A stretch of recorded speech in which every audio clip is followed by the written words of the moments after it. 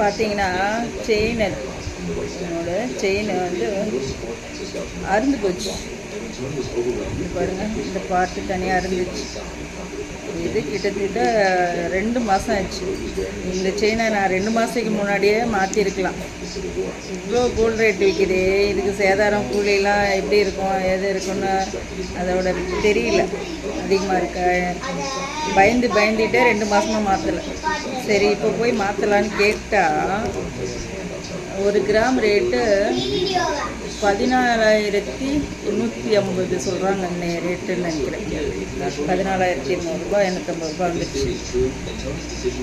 2 மாதத்துக்கு முன்னாடியே மாற்றிருந்தா 13,150 இருந்தது 1 கிராம் ரேட்டு. இப்போ இந்த நிலமையில் இது கோல்டு பழைய நம்மளோட இப்போ செயினை கொடுத்துட்டு மாற்றுறோம். அப்படி மாற்றும்போது இப்போ விலைய கோல்டு ரேட்டு கிராம் ரேட்டு ஏறி இருக்கிறதுனால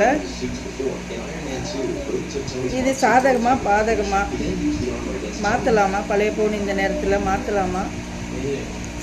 பழைய பவுன் எந்த சூழ்நிலையில் மாற்றினா சாதகம் நல்லது அப்படின்னு சொல்லுங்கள். நானும் 2 மாதமாக வெயிட் பண்ணுறேன் செயினில். அப்படியே சரி இன்றைக்கி நாளைக்குன்னு சொல்லிட்டு அறுந்து போச்சு. பாருங்களேன், இந்த சூழ்நிலை அதாவது இன்றைக்கி 14,850 வந்திருக்கு இல்லையா? இந்த சூழ்நிலையே பழைய பவுன் கொடுத்துட்டு மாற்றலாமா, இல்லை இதை விட கிராம் ஏறுமா, இல்லை பவுன் இறங்குமா, காத்திருக்கலாமா அப்படின்னு கொஞ்சம் சொல்லுங்கள். 2 மாதமாக வெயிட்டிங்லேயே இருக்கேன்.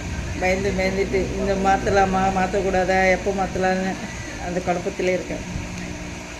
சொல்லுங்கள்.